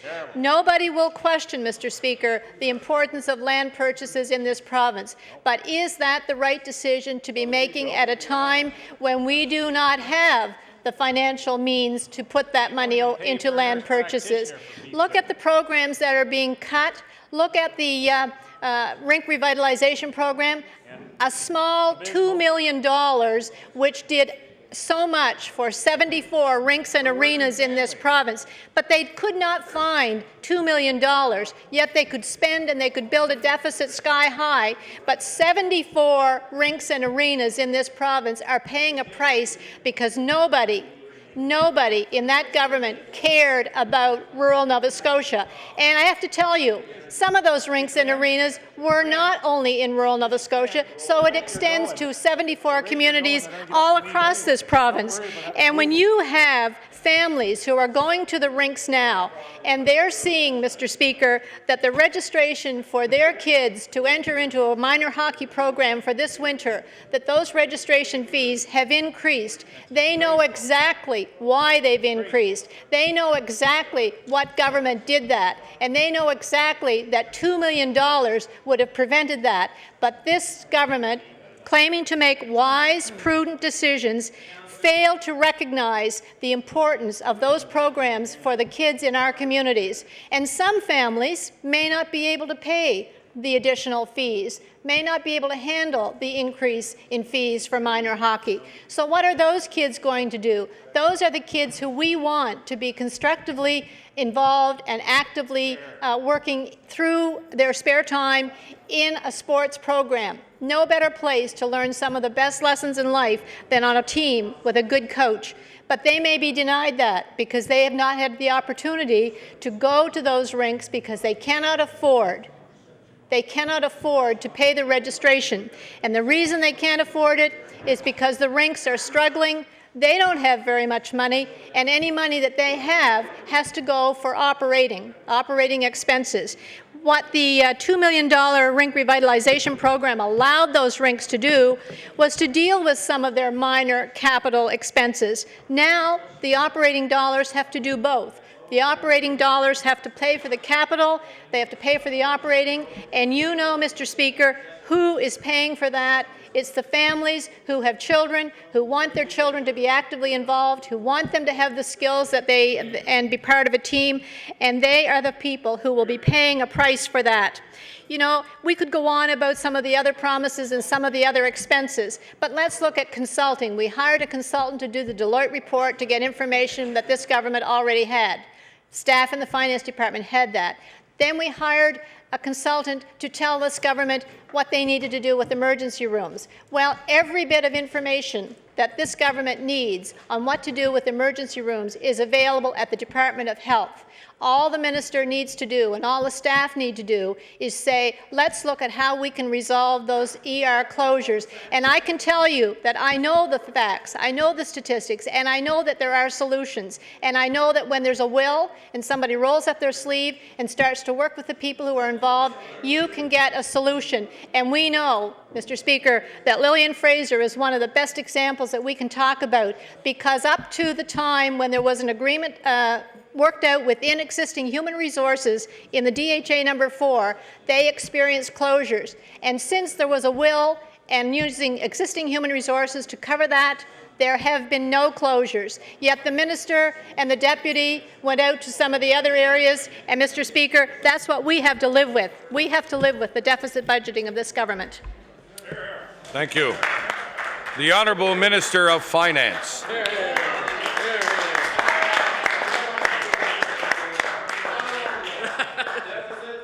Mr. Speaker, the previous government put the province on an unsustainable financial path, Mr. Speaker, and they have left it to this government to put the province back on a sustainable path. Mr. Speaker, there is no better, no smarter, no more engaged, no more focused group of government MLAs than the ones who are around me today, Mr. Speaker.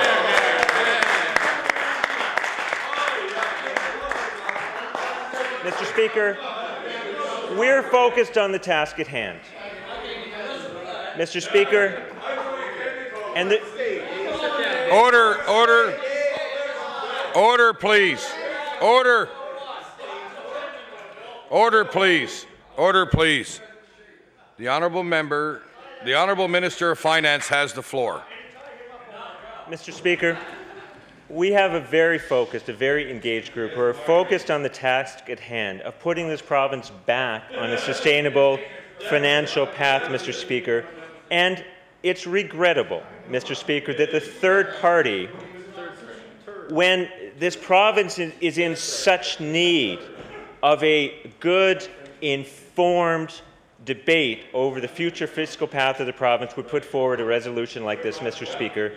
It says something about condemning the government for introducing an illegal budget, Mr. Speaker, or some such nonsense as that. And it's just not helpful, Mr. Speaker, with the challenges that are facing the province in the present day. Because, Mr. Speaker, let's make no mistake about it. The budget introduced by the Conservative government on May the 4th was a deficit budget, Mr. Speaker. But, Mr. Speaker, it was a deficit budget in disguise. And the fact that we're near Halloween, Mr. Speaker, may lead us to imagine what disguise it was in. But, Mr. Speaker, it was a deficit budget that the Conservative government introduced, and now they are purporting to condemn our government for simply presenting a more accurate picture than they were able to present on May the 4th, Mr. Speaker. This government adopted substantially the same budget as the Conservatives introduced on May the 4th, but with a number of key differences, Mr. Speaker. We introduced substantially the same budget because, having been elected a quarter of the way through a fiscal year, Mr. Speaker, we felt that in the interest of certainty and stability in the midst of a global recession, it was necessary to assure Nova Scotians that their government would continue to function smoothly, Mr. Speaker. That is why we adopted substantially the same budget as the previous government. But there were some significant differences, Mr. Speaker, and let me just run through a few of them, or I may say, Mr. Speaker, remind the Conservative Party of a few of the differences that we adopted. The first one was simply, Mr. Speaker, that our revenue dropped by $125 million between May the 4th and September the 24th. Included in that, for example, Mr. Speaker, was a drop in natural gas royalties of $45 million, just between May the 4th and September the 24th. That factor, in and of itself, all alone, would have driven the May 4th budget into deficit. Now, Mr. Speaker, there's plenty that we can blame the previous government for, but that particular thing is not their fault, so to speak, Mr. Speaker, because the forecast that they had on May the 4th was the best forecast they had available based on the information they had at the time. But on September 24th, Mr. Speaker, we had more information, we had better information, and that showed a drop in revenue of $125 million. That alone would have driven any government of any color into deficit, Mr. Speaker. So what good does it do to bring forward a resolution condemning an illegal deficit in those kind of circumstances, Mr. Speaker? There's another factor, though, Mr. Speaker. The drop in revenue wasn't the only factor, Mr. Speaker. That government, that party over there that is condemning us for an illegal deficit, Mr. Speaker, had no provision for H1N1 in their budget, Mr. Speaker. And, Mr. Speaker, I would like the leader of the third party to stand up, or their finance critic, or their health critic, Mr. Speaker. I would like to ask them to stand up and explain to Nova Scotians why was there no money in the May 4th budget for H1N1. How can they explain that, Mr. Speaker? Mr. Speaker, I've asked them that question here. I've asked the question in estimates. I'm asking it again tonight. How can that crowd condemn our government because we are providing for a pandemic, Mr. Speaker? We are providing for the largest mass immunization program in our history, Mr. Speaker, and a program for which that crowd provided no money, Mr. Speaker. And they are condemning us, Mr. Speaker, for running an illegal deficit. I would like one member to stand up there and tell this House, tell the people of the province why there is no money in the budget for H1N1, Mr. Speaker. Mr. Speaker, another question, another factor in the deficit this year, Mr. Speaker. Mr. Speaker, that crowd over there, the Conservative Party, the third party, had, Mr. Speaker, provided for 0% wage settlements in their budget, Mr. Speaker.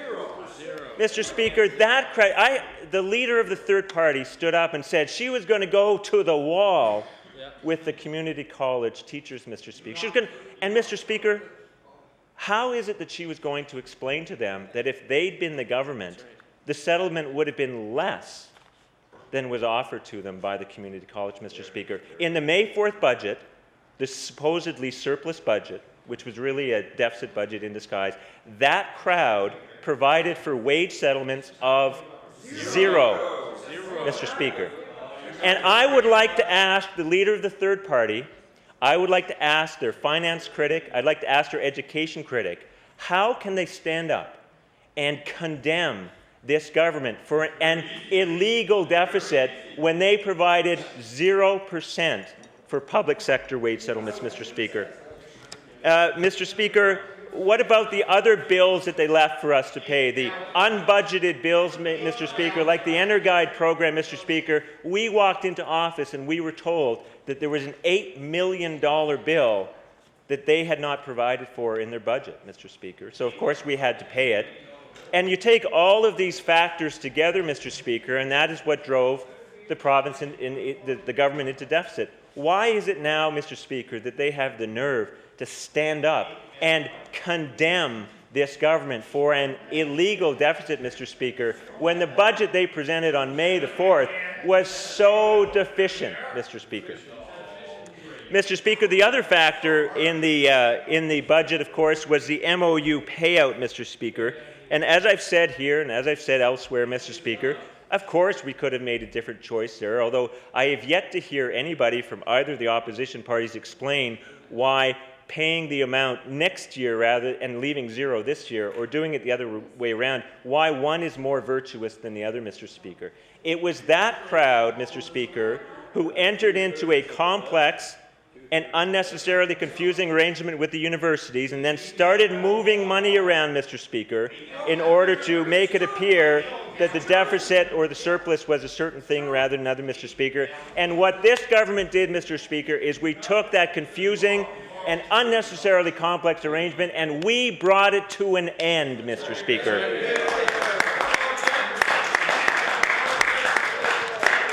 So, Mr. Speaker, what good does it do to call this budget illegal, Mr. Speaker? Because when we introduced the budget, the Provincial Finance Act says the government shall not introduce a deficit budget. Well, what did they want us to do, Mr. Speaker? What did they want us to do? Did they want us to deliver a pretend budget like they delivered on May the 4th, Mr. Speaker? Or are we simply going to recognize the actual circumstances facing the province, the unsustainable path that we were on, and simply acknowledge what they should have acknowledged when they were in office, and that is this year, in the midst of a global recession, this province is in a deficit, Mr. Speaker. Mr. Speaker, this province has a long-term challenge. The previous government, over the 10 years that they were in office, has inflicted on this province's finances a structural deficit, Mr. Speaker. And that goes beyond the cyclical deficit that goes with the economic cycle, Mr. Speaker. They took falling revenues and matched it against climbing expenditures, and then they have the nerve, Mr. Speaker, to stand up and condemn this government, Mr. Speaker. We inherited a financial problem created by them, Mr. Speaker. Mr. Speaker, what we need the opposition parties to engage in a real, informed debate that will help work with my party, my colleagues, and put this province back on a sustainable financial path. Thank you, Mr. Speaker. Thank you. The honourable member for Halifax Clayton Park.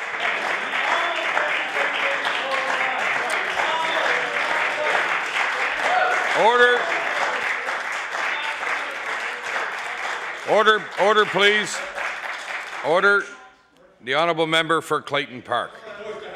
Thank you very much, Mr. Speaker, and it's my pleasure to rise on behalf of the Liberal caucus to have a few minutes to discuss and add my voice to this debate on Resolution 695, which was brought forward today from the Conservative caucus. And we've heard a lot from the current Minister of Finance, who I know takes his job very seriously and is very adept at defending his position most of the time. But he's in a very shaky position today.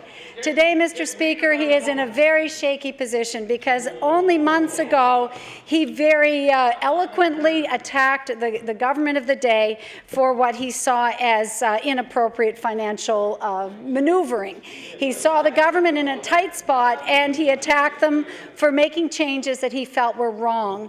He felt it was wrong to redirect the offshore offset money that we receive to use it against regular operating and no longer put it towards the debt, which was what it was originally intended for. And I will remind the members of the House, and I know many of you were here at the time, when we signed an agreement with the federal government that brought over $800 million to our province. And as I have said before, there's a rather complicated accounting mechanism to recognize that money. We couldn't just recognize it the year it came, which would have been nice and handy, and just put it against the debt that year. We had to show that it was received over a period of years. And that way, each year we had to show that we had a surplus, which represented that amount that was associated with that year, and we had to put that surplus against the debt. And that was what we had legislation in place to do. And that is how we came to have a rather confusing definition of what a balanced budget truly was, because we were obliged to hold that portion of the money that had been negotiated by John Ham with the Liberal government of Paul Martin and had been brought to our province to great fanfare. And you may groan at the other side of the House, but that was brought in with great fanfare, and it was an absolute bonus and an opportunity for this province. And if we spend that money year by year on our operating deficits and just on keeping the doors open of our schools and hospitals and public buildings, then we've squandered an opportunity. We know that that's exceptional money that we can't expect to see again. And my point is that you're now talking out of two sides of your mouth, really. It's absolutely two-faced to say a few months ago that that was the wrong thing to do, and suddenly to be quite happy to rewrite the legislation because of a Deloitte Touche report, which you knew the answer to anyway. We all knew that it was unsustainable. That was not a revelation that came from a $100,000 report. But let me remind the members, because my time always goes faster than I think, that in fact that report by Deloitte Touche was commissioned by the government. It's not finished yet. We understand there's another piece to be coming. Public Accounts is hoping to have both parts of that report in so that we can get a better picture of the finance of the province. But one of the key recommendations in the first part of that report was, and I will quote, it says, quote, "For recurring assistance payments, avoid one-time or prepayments," unquote. That's pretty clear. That's not confusing, as our definition of a deficit or of a balanced budget was. That's really clear. Don't make prepayments. Avoid one-time prepayments. And this is exactly what it's referring to, is what we have gone and done in our prepayment of a Memorandum of Understanding obligation to our universities in this province. We had a multi-year agreement with the universities, which they were delighted to get in place. I don't know whether it was too complicated, but they were delighted to have it in place, Mr. Speaker, because it gave them an assurance of what their funding would be from the provincial government, and they needed that for better control and better management. And so we had put in place a system where the universities got that, and now for some reason, and really the minister has heard me say this before, his explanation of how his approach to this is better or somehow justifiable is nonsense. And that's another one of the minister's favorite words. Absurd and nonsense are two of his favorite words. Well, this time they have to be used against the government because it is nonsense to suggest that this is better management. And I've said it before, how is prepaying an obligation that you don't have this year, how is prepaying it a whole year early and having no payments to make next year good management? It's not. And anybody who took Finance 101 or Accounting 100 would tell you that's not the way you run a business. It's not the way you do that. It's just the wrong thing to do. And I think while I'm speaking here, I'll just continue on that track. Mr. Speaker, the Deloitte accountants and consultants were smart. They looked at this, they said, don't prepay any obligations, you don't have the fiscal room to do it. And the minister himself has said we had, in just about a 4-month period, we were down $125 million less in revenue. Certainly, we're in times that are tight. It's a recessionary time. That's why we want to know more about what the Deloitte report says about our fiscal health in this province. But at the same time, if you knew your revenue was plummeting, why would you increase your expenditures by $300+ million? And that's just what we did. We gave that money to the universities a year early. Of course, they've accepted it, but now there's no payment to be made next year. And what's going to happen is it's self-serving, Mr. Speaker.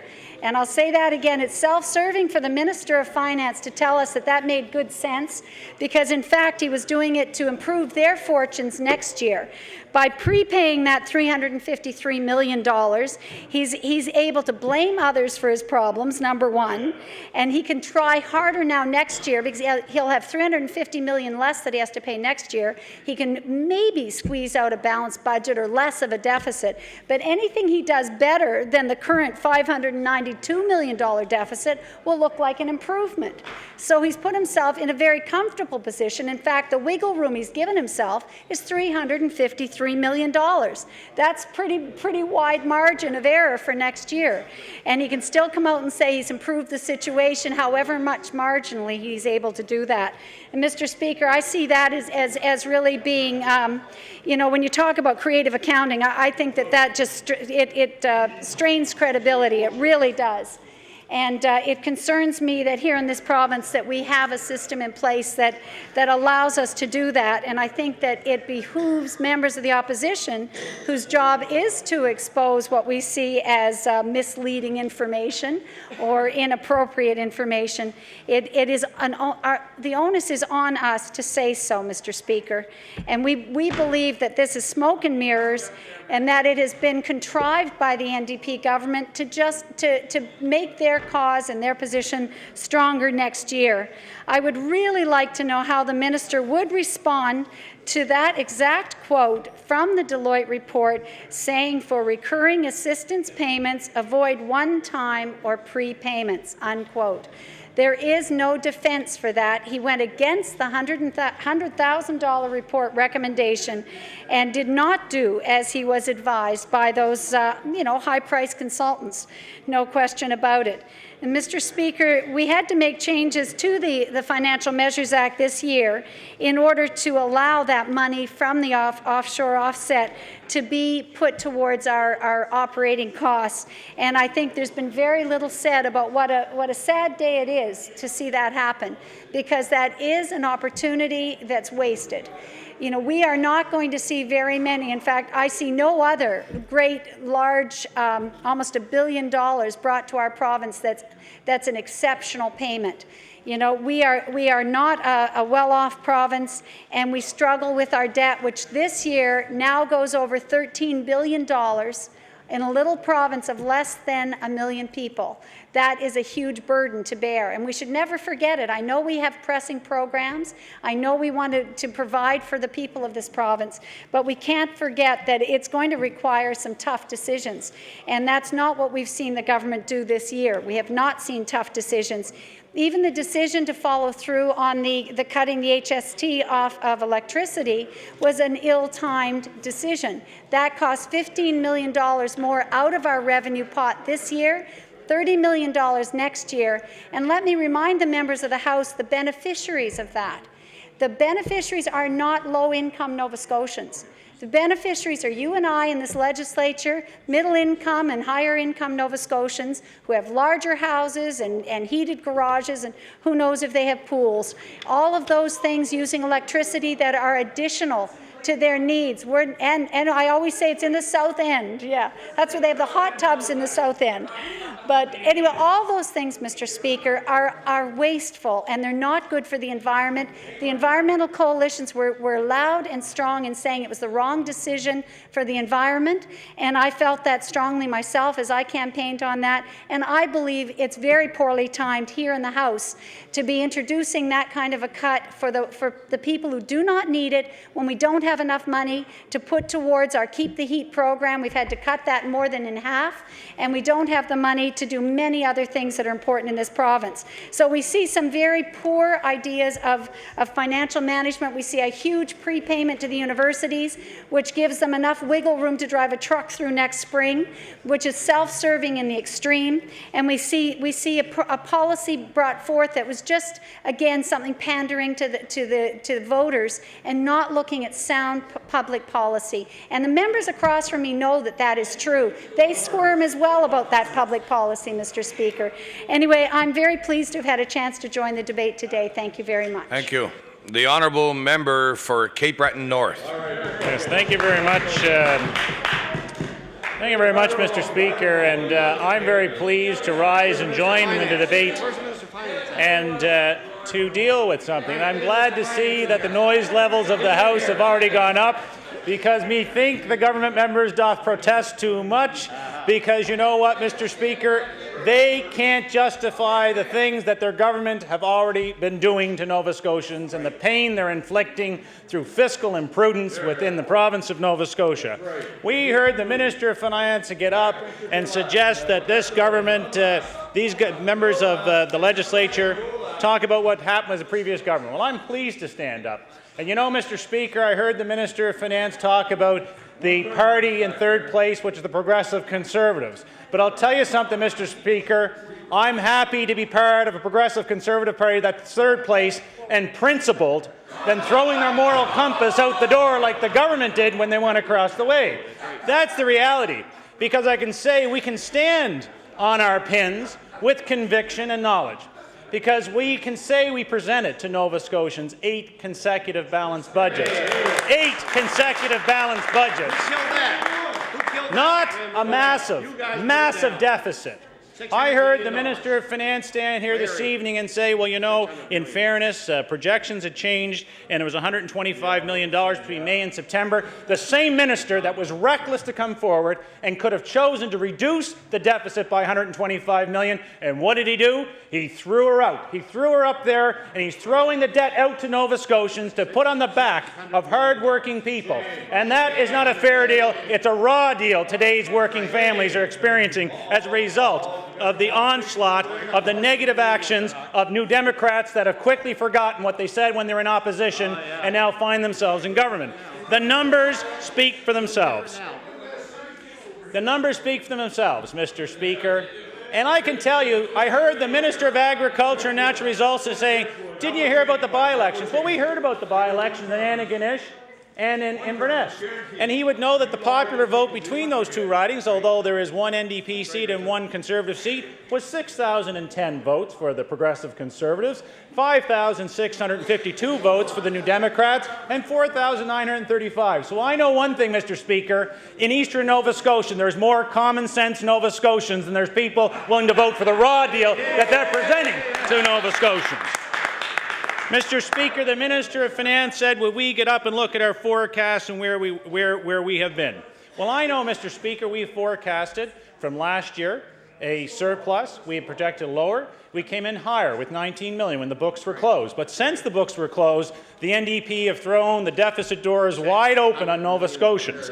They have abandoned any of the principles they once talked about. They've abandoned their own advice that they go and spend $100,000 to throw that piece of paperwork out the door.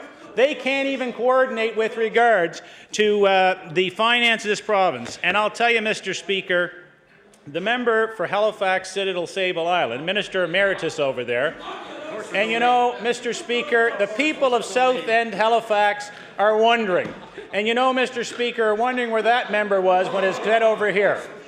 And Mr. Speaker, I can tell you one thing, I guess the member is more representative of the outflow of what happens from the horses over in Sable Island than he is about staying true to his principles when they were on the opposition side of the House.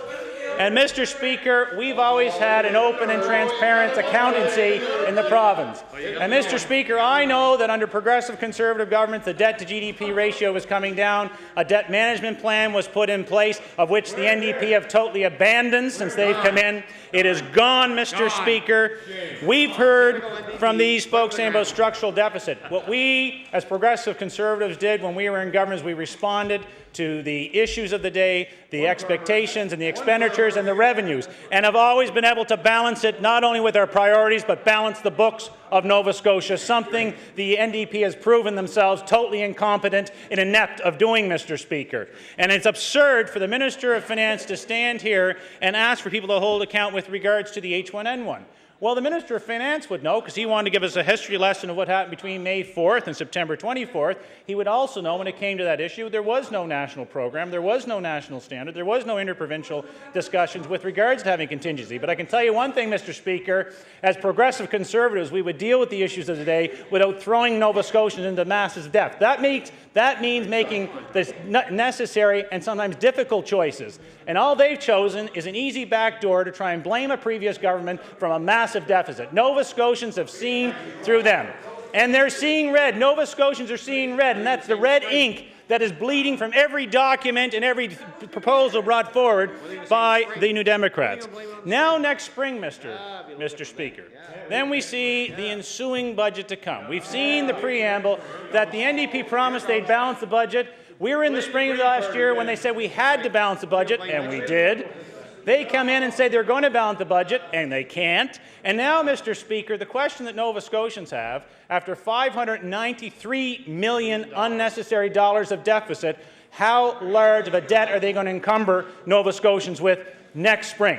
And I'll tell you, they may be the government, but they're going to have an opposition that's here to hold them to account. And now I can tell you, every day that passes, Mr. Speaker, is one day shorter that they have to be in power, and one day more that we will be marching back to power with the basis of what Nova Scotians now know. And Mr. Speaker, I can tell you when I look at where the government is today, they said, well, we mostly took in factors. Well, they made some terrible choices. It was absurd nonsense that the Minister of Finance put into looking at these matters. And Mr. Speaker, what I knew about being part of a progressive Conservative government was making sure you bring revenues and grow revenues in this province, bring the dollars in to deal with the priorities of Nova Scotians. But since June 9th, the NDP, what have they done? Nothing, other than borrow money and burden Nova Scotians more. At a time when people talk about, and I heard the Minister of Finance say, at a time of great uncertainty with the recession, what has the government done about growing the economy? Because we know the best way as progressive Conservatives to deal with the social priorities is to grow the economy and grow benefits and derive them for Nova Scotians. But you know what? No one in that front bench, including the Minister of Economic and Rural Development, has been able to state one new initiative by the New Democrats that will help grow the economy of Nova Scotia. Not one single thing. But yet they know how to spend. And spend they've been doing. They have not produced one initiative of their own, Mr. Speaker, to bring new dollars into this province, yet will want to blame a previous administration. Well, I can tell you, Mr. Speaker, I know what it's like to be part of bringing in an offshore accord, dealing with the Crown Share, dealing with Deep Panook, doing things, working with the credit union for small business, for a loans program. We hear nothing of that to support small business in this province. We hear nothing about what we're doing to help sustain and grow business opportunities. We see a government that is adrift, and the good ship Dexter has hit rock, and it's going to go to solid bottom before the next 4 years is out, Mr. Speaker. And then we have the Minister of Finance, the $500 million man, and there isn't going to be enough money to put him together after the next election is done, because, Mr. Speaker, the people of Nova Scotia have seen clearly through the hypocrisy that's been presented with the government now when they were in opposition and have now come forward. And you know, the Minister of Finance kept saying, he likes to use this term structural deficit. Well, we all know that that's pretty absurd. What he's really trying to mask is his own ineptness to be able to deal appropriately and properly with the finances of the province of Nova Scotia. And I know, Mr. Speaker, he can sit there and laugh, but you know, other Nova Scotians really aren't laughing, and it's no laughing matter what he is doing and the debt burden he's putting on them and their grandchildren and future generations. The government, Nova Scotians aren't laughing. They're out of work right now with the Department of Labour and Workforce Development. They're doing practically nothing to support them. Mr. Speaker, again, as I say, we all know we've got a beef industry looking for a response, and all we've heard from a premier and a minister, it says soon, very soon, but says we'll deal with it on the 11th hour. But the problem is, what more damage will the NDP do to the industry of Nova Scotia that we're expecting to help derive revenues? Again, we look, that's gone. We've got a Minister of Energy and Transportation Infrastructure Renewal that has not brought in new initiatives to this province, and that minister knows that he could be doing more, should be doing more, and he can do more, but it's about political will and choice. But you know what? I actually believe that he will get things done and move things forward, because I know he's a man of his word when he says it. I just wish his colleagues would support the good Minister of Transportation Infrastructure Renewal, support the Minister of Energy, because he understands what grassroots things are like. That's right. And maybe, Minister, you could talk to the Minister of Economic and Rural Development and get him off his duff to do the things that you do for your people. I'll give you the compliment, because you need to spread the joy of what it is to actually put some hard work in, Mr. Minister. Hello, but Mr. Speaker, I want to say hello to the Deputy Premier in the chamber. And you know, he's working hard. And Mr. Deputy Premier, can you get your colleagues to do something for Cape Breton? Because you know they have been not doing the things to support you as they should. And Mr. Speaker, the dollars that they're spending are not being derived. They're not being derived with regards to the people of Cape Breton.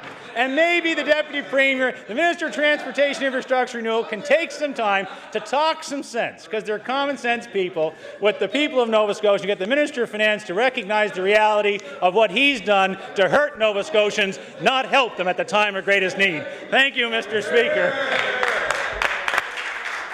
Thank you. The honourable member for Cumberland South. Thank you, Mr. Speaker. If the Minister of Transportation is going to make an announcement, we'll certainly give him the time.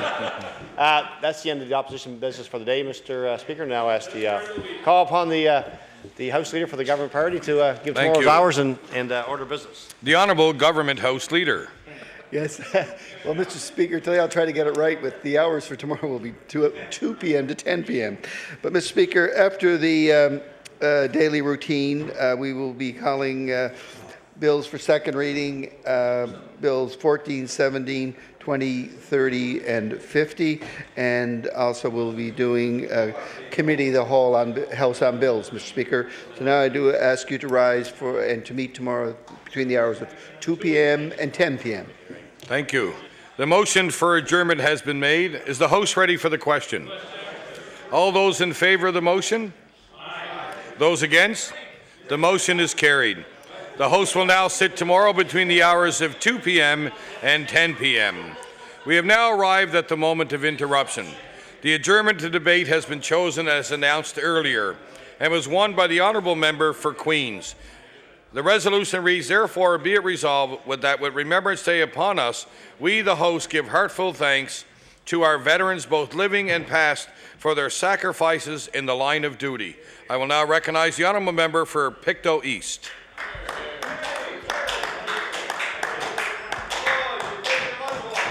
Thank you very much, Mr. Speaker. It's a great pleasure for me to rise in the House, and as you can